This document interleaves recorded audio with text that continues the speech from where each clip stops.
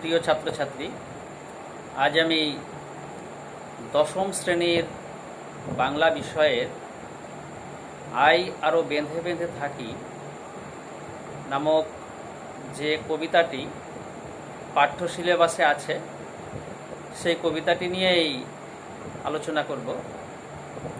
আলোচনা শুরুর আগেই এই কবিতাটির কবি শঙ্খ ঘোষ, এই শঙ্খ ঘোষ সম্পর্কেই দু এক কথা আলোচনা করব।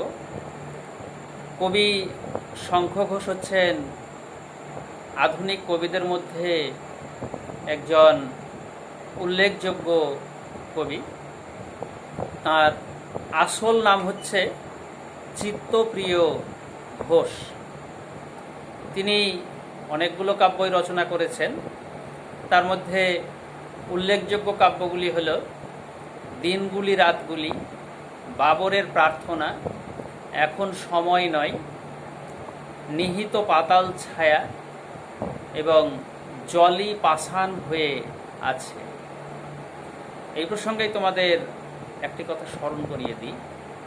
তোমাদের পাঠ্য সিলেবাসের অন্তর্গত এই আই আরও বেঁধে বেঁধে থাকি কবিতাটি নেওয়া হয়েছে জল ই পাষাণ হয়ে আছে নামক কাব্যগ্রন্থ থেকে। তো এবারে আলোচনায় আসা যাক। কবিতাটির নাম আই আরও বেঁধে বেঁধে থাকি। এখন আমার প্রশ্ন হচ্ছে, এখানে বেঁধে বেঁধে থাকার অর্থ কি? তার উত্তর হচ্ছে, এখানে বেঁধে বেঁধে থাকি বলতে কবি বোঝাচ্ছেন সঙ্গবদ্ধ হয়ে থাকা বা একত্রিত হয়ে থাকা। তো কেন আমরা সঙ্গবদ্ধ হয়ে থাকব বা একত্রিত হয়ে থাকব, সেই বিষয়টি এই কবিতার মধ্যে কবি ধাপে ধাপে আলোচনা করেছেন। ধাপে ধাপে আমরা সেই আলোচনায় যাব। তো প্রথমে এই কবিতাটি আমি পাঠ করছি। দেখো, আমাদের ডান পাশে ধস, আমাদের বাঁয়ে গিরিখাদ, আমাদের মাথায় বোমারু, পায়ে পায়ে হিমানির বাঁধ, আমাদের পথ নেই কোনো, আমাদের ঘর গেছে উড়ে। এবারে দেখো, আমাদের ডান পাশে ধস, আমাদের বাঁয়ে গিরিখাদ। আসলে ধস হচ্ছে পাহাড় এলাকায় মাটি, পাথর এইসবগুলো অনেক সময় ধসে নিচে নেমে যায়, এটাকে ধস বলে। আর গিরিখাদ হচ্ছে পার্বত্য এলাকায় যে গভীর খাত বা গহ্বর দেখতে পাওয়া যায়, সেটাকেই বলছে গিরিখাদ। বোমারু বিমান, মাথার উপর বোমারু বিমান। বোমারু বিমান কি না, যে বিমান থেকে বোমা নিক্ষিপ্ত হয়, যুদ্ধজাহাজ। পায়ে পায়ে হিমানির বাঁধ। এই যে একটার পর একটা কথা কবি বলে যাচ্ছেন, এগুলো কেন বলছেন না, মোট কথা হচ্ছে যে আমাদের চারিদিকেই বিপদ। সামনে বিপদ, পিছনে বিপদ, ডান দিকে বিপদ, বাম দিকে বিপদ। এইগুলো বোঝানোর জন্যই কবি এখানে ডানে ধস, বাঁয়ে গিরিখাত, মাথায় বোমারু, পায়ে পায়ে হিমানির বাঁধ, এই কথাগুলো তুলে ধরছেন এবং বলছেন আমাদের পথ নেই কোনো, আমাদের ঘর গেছে। অর্থাৎ বাঁচার বা পরিত্রাণ পাওয়ার মতো কোনো রাস্তা আমাদের খোলা নেই। সাম্রাজ্যবাদী শক্তি, পুঁজিবাদী শক্তি, এরা চারিদিকে ওত পেতে বসে আছে। আমাদের চারিদিকেই বিপদ। তো আমাদের এই রকম একটা পরিস্থিতিতে বেঁচে থাকার মতো কোনো পথ খোলা নেই, সেই পরিস্থিতিটা তুলে ধরতেই কবি এই একটার পর একটা উদাহরণের মধ্য দিয়ে বিষয়টিকে উপস্থাপন করছেন। আরও কি কি সমস্যা আছে আমাদের চারিদিকে দেখো। আমাদের শিশুদের সব ছড়ানো রয়েছে কাছে দূরে। আমরাও তবে এইভাবে এই মুহূর্তে মরে যাব নাকি? আমাদের পথ নেই আর, আয় আরও বেঁধে বেঁধে থাকি। তো আমরা ইতিপূর্বেই দেখলাম যে আমাদের চারিদিকে কিভাবে ওত পেতে আছে বিপদ। ডান দিক, বাম দিক, সামনে, মাথার ওপরে, চারিদিকেই যেন আমাদের শুধু বিপদ অপেক্ষা করে আছে। সাম্রাজ্যবাদী শক্তি, দাঙ্গাবাজ শক্তি, এই যে অশুভ শক্তিগুলো, এরা সব সময় আমাদেরকে বিপদের মধ্যে নিক্ষেপ করার জন্যে প্রস্তুত হয়ে আছে। যুদ্ধ বিধ্বস্ত পৃথিবী, চারিদিকে ছড়িয়ে রয়েছে শিশুদের সব, এখানে সব অর্থে মৃতদেহ। তালবস্যব, অসব মানে হচ্ছে মৃতদেহ, তোমরা নিশ্চয়ই জানো। দেন্তস্যব, সব মানে যেমন সমস্ত, তেমনি তালবস্য সব যদি হয় তাহলে তার অর্থ হচ্ছে মৃতদেহ। তো আমাদের শিশুদের সব ছড়ানো রয়েছে কাছে দূরে।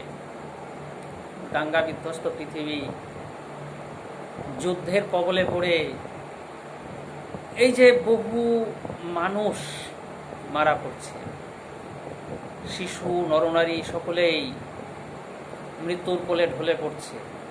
তো তাদের সেই পচা গলা দেহ চারিদিকে ছড়িয়ে ছিটিয়ে রয়েছে। তারপরে কবি একটা আশঙ্কা প্রকাশ করছেন, আমরাও তবে এইভাবে এই মুহূর্তে মরে যাব নাকি? না, চারিদিকে যা সিচুয়েশন, তাতে আমাদের অস্তিত্বটা আদৌ বজায় থাকবে কি? কবি এরকমই একটা সংশয় প্রকাশ করছেন যে তাহলে কি আমাদেরও অন্তিম সময় ঘনিয়ে এসেছে। দিয়ে বলছেন, আমাদের পথ নেই আর, আয় আরো বেঁধে বেঁধে থাকে। তো চারিদিকের রাস্তা হয়ে গেছে রুদ্ধ।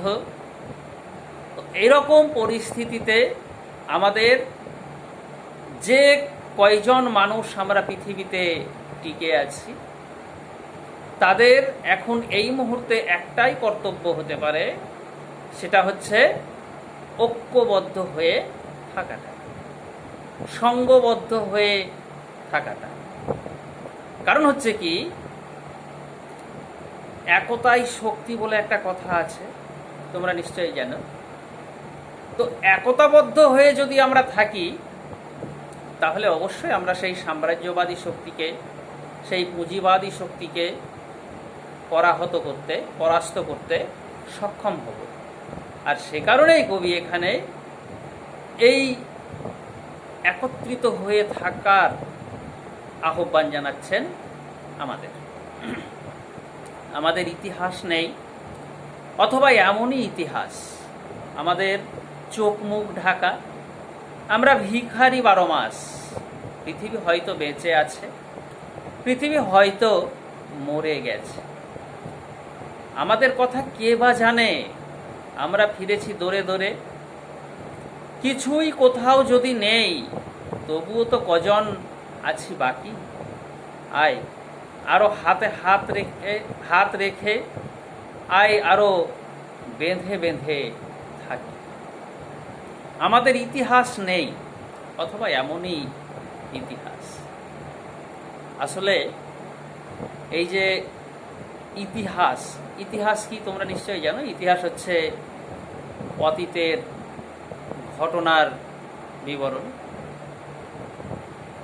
তো আমাদের কোনো ইতিহাস নেই, অথবা এমনই ইতিহাস। এই কথাটা কবি এই কারণেই বলছেন না, ইতিহাস আসলে নিয়ন্ত্রিত হয় ওই পুঁজিবাদী শক্তির দ্বারাই। সাম্রাজ্যবাদী শক্তির দ্বারাই। তারা নিজের মতন করে ইতিহাস তৈরি করে। আসলে ইতিহাসের সত্য ঘটনা অনেক সময় ধামাচাপা দেওয়ার প্রচেষ্টা চলছে। তোমরা কবি সুকান্ত ভট্টাচার্যের একটা কবিতার লাইন এই প্রসঙ্গে মনে করতে পারো। ইতিহাসের পাতায় পাতায় পড়ো কেবল মিথ্যে, বিদেশিরা ভুল বোঝাতে চাই তোমাদের চিত্তে। আসলে আমরা যে ইতিহাস পড়ি, সেই ইতিহাস কতটুকু সত্য কতটুকু মিথ্যা এ নিয়ে ভাববার বিষয় আছে। কারণ হচ্ছে কি, ওই যে কিছুক্ষণ আগে আমি বললাম, ইতিহাস নিয়ন্ত্রিত হয় সাম্রাজ্যবাদী শক্তির দ্বারা, পুঁজিবাদী শক্তির দ্বারা। কাজেই এরা নিজের মতন করে ইতিহাস বানিয়ে নেয়, মিথ্যাকে সত্য আর সত্যকে মিথ্যা এই হিসেবেই তুলে ধরার চেষ্টা করে। আমাদের চোখ মুখ ঢাকা, আমরা ভিখারি 12 মাস। আসলে আমরা কেন ভিখারি হয়ে গেছি? এই যে শোষণ, নিপীড়ন, সাম্রাজ্যবাদী শক্তি যারা, তারা আমাদের ওপর দীর্ঘকাল এই কাজটা চালিয়ে এসেছে। তারা আমাদের শোষণ করছে, শাসন করছে, আমাদের উপরে নিপীড়ন করছে, আর যার ফলশ্রুতি হিসেবে আমরা হয়ে যাচ্ছি সর্বশান্ত। আর সে কারণেই কবি এখানে বলছেন যে আমরা ভিখারি 12 মাস। পৃথিবী হয়তো বেঁচে আছে, পৃথিবী হয়তো মরে গেছে, আমাদের কথা কে বা জানে। আমরা ফিরেছি দৌড়ে দৌড়ে। এই যে বর্তমান পৃথিবীর অবস্থা, দাঙ্গা বিধ্বস্ত পৃথিবী, এরকম একটা পরিস্থিতিতে পৃথিবী বেঁচে আছে না মরে গেছে, না পৃথিবীর অবস্থা কীরকম, সেটা নিয়েই কবি একটা সংশয় প্রকাশ করছেন যে এই জিনিসটা আজকে পাওয়া যাচ্ছে না। আমরা ফিরেছি দৌড়ে দৌড়ে। কেন? কারণ আমাদের অবস্থা তো ভিখিরির মতো। সাম্রাজ্যবাদী শক্তি তারা যদি আমাদেরকে শোষণ করে, তারা যদি আমাদের অর্থ কেড়ে নেয়, তবে যেরকম পরিস্থিতি হবার সেটাই হয়েছে। আমরা সর্বশান্ত হয়ে দাঁড়ে দাঁড়ে ফিরছি। আমাদের ইতিহাস, সঠিক ইতিহাস লিখিত হয়নি, এবং ভবিষ্যতেও হয়তো আর সঠিক ইতিহাস লিখিত হবে কিনা সে ব্যাপারে নিয়েও সংশয় আছে। এইবারে কবি আসল জায়গাটাই, কি বলবো, আমাদের আসল জিনিসটাই তুলে ধরতে চাইছেন। কিছুই কোথাও যদি নেই, তবুও তো কজন আছি বাকি। এই যে এত কিছু নেই নেই নেই নেই, ইতিহাস নেই, অর্থ নেই, অমুক নেই, তমুক নেই, এই যে বলে আসলেন, মানুষের মধ্যে মানবতা নেই, মানুষের মধ্যে ভালোবাসা নেই। তো এত কিছু নায়ের মধ্যেও আমরা যে কয়জন মানুষ আজকেও আমাদের অস্তিত্ব টিকিয়ে রাখতে পেরেছি, বা আমরা যারা বেঁচে আছি, তাদের উদ্দেশ্যেই কবির এই আহ্বান যে আমরা যে কয়জন অন্তত এই পৃথিবীতে টিকে আছি, কিছুই কোথাও যদি নেই, তবুও তো কজন আছি বাকি। আয় আরো হাতে হাত রেখে, আয় আরো বেঁধে বেঁধে থাকি। তো এতই যখন সব কিছু আমরা হারিয়ে ফেলেছি, আমাদের অবস্থা যখন ভিখারির মতো, তখন আমরা যে কয়জন মানুষ এখনো আমাদের অস্তিত্ব টিকিয়ে রাখতে পেরেছি, তবে আমাদের এই মুহূর্তে যেটা কর্তব্য, সেটা হচ্ছে পরস্পর মিলিত হয়ে থাকা। এই যে বিদ্বেষ, এই যে দুর্নীতি, এই যে পৃথিবীর বর্তমান পরিস্থিতি, সেই পরিস্থিতির হাত থেকে মুক্ত হওয়ার জন্যে একটাই পথ আমাদের খোলা আছে, সেটা হচ্ছে ঐক্যবদ্ধ হয়ে থাকা, সঙ্গবদ্ধ হয়ে থাকা। তাই কবি এই কবিতার মধ্যে বেশ কয়েকবার এখানে আয় আরও বেঁধে বেঁধে থাকি কথাটা উল্লেখ করছেন এবং আমাদেরকে মিলিতভাবে একত্রিতভাবে এগিয়ে চলার আহ্বান জানিয়েছেন। তো এখানে এই ছিল এই কবিতাটির বিষয়বস্তু। আমি তোমাদের প্রশ্ন লিখে দিয়েছি, প্রশ্নগুলো আশা করছি তোমরা নিজেরাই বাড়ি থেকে তৈরি করে নেবে। এই বলে আজকের পাঠ শেষ করছি। ধন্যবাদ।